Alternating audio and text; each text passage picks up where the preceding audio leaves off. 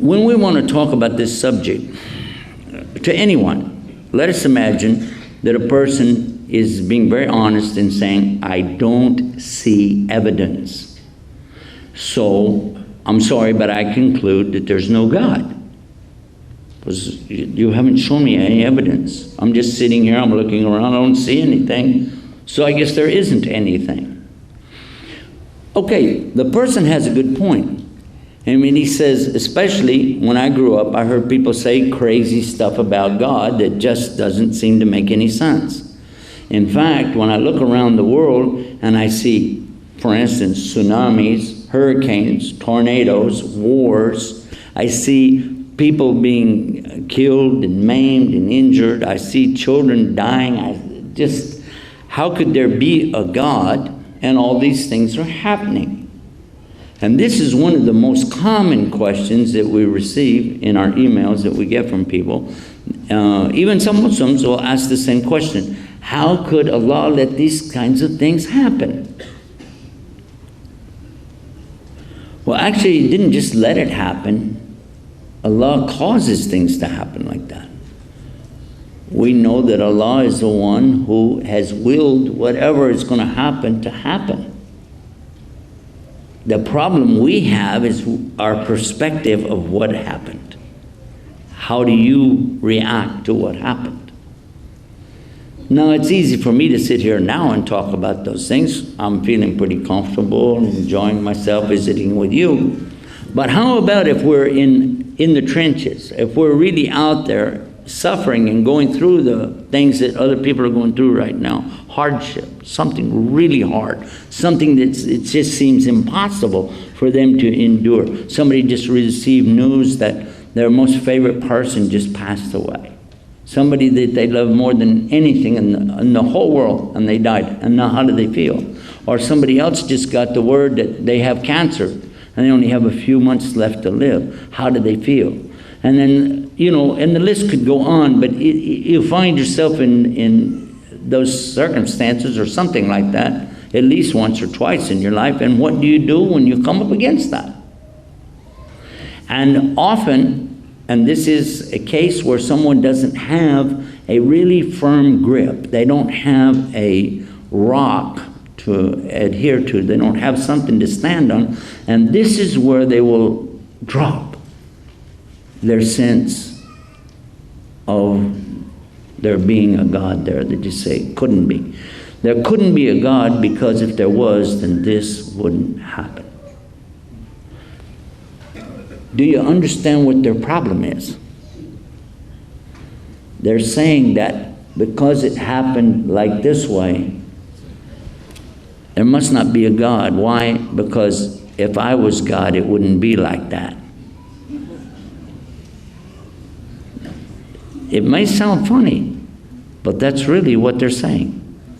Because if I was God, I wouldn't let it happen. Well, here's a shocker. Get ready. You're not God.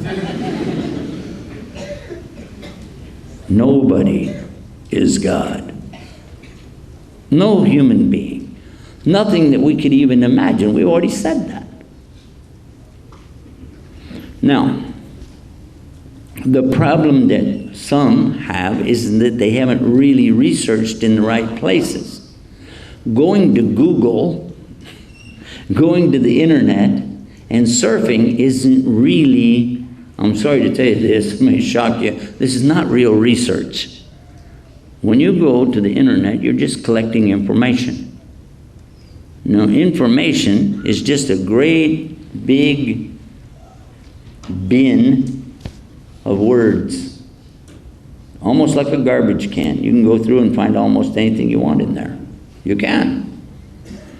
It isn't until you start applying some reasoning and logic to the information that it becomes knowledge.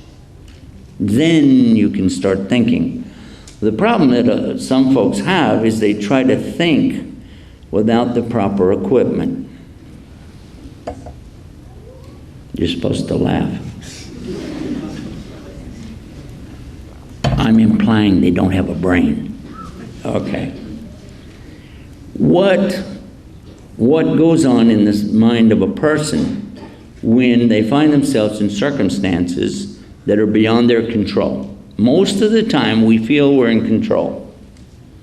Don't you feel in control?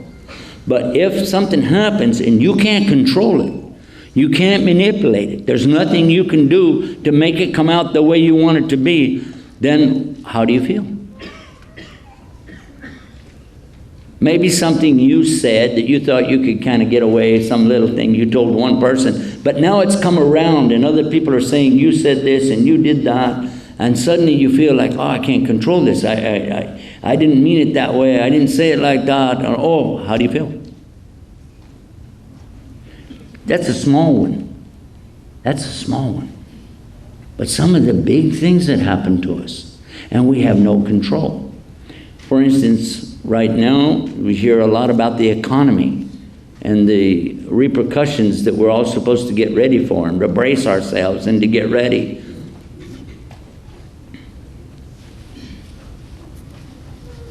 My father lived through what we call the Great Depression in the United States that happened back in 1929 and then through the 30s all the way up to the early 40s. It was really tough. And still, there were people who didn't give up. In fact, for most of the people, I'm talking about Christians in America, most of them had increased their faith.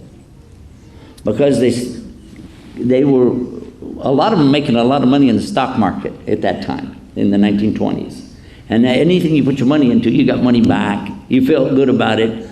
And so they had what they called the Roaring '20s. And that was when everybody was out having a good time and partying and doing crazy stuff. And but then they lost everything. Now, a few people did jump out of some buildings. I heard that. But they didn't really rain people like they talked about sometimes. They said, oh, you know, everybody was jumping out of the buildings. But the majority of the people actually came back to their religion, started going to church, started getting involved and praying, doing things that they didn't even imagine they would do. These were people that were partying every Saturday night. Now suddenly they're getting up early in the morning on Sunday, going to church, getting down on their knees, praying and asking God. And we find the same thing has happened to Muslims in countries where they've had some very big calamities. But now we find the Muslims, they're working very hard to try to, instead of building nightclubs, they want to build mosques, build schools. Instead of building mischief, they want to do something good now. So, and I'm showing you that two things now. One is how a person will change inside when that happens, and then the ultimate good that can come out of something that looks bad. Because we're not God. We don't understand how the world really works. We don't understand how the universe really works. We have a lot of wild ideas, but we change those ideas. Even our scientists tell us, oh, we discovered a brand new thing and we have to go back to the drawing board and start all over again. We thought it was this, and now it's that. We thought it was so-and-so, but no, it's... And then tomorrow they'll change that again. Whoops, here we go again. But it's okay, they don't mind, because they go back and get another grant, a few more $1 million, and, you know, who cares?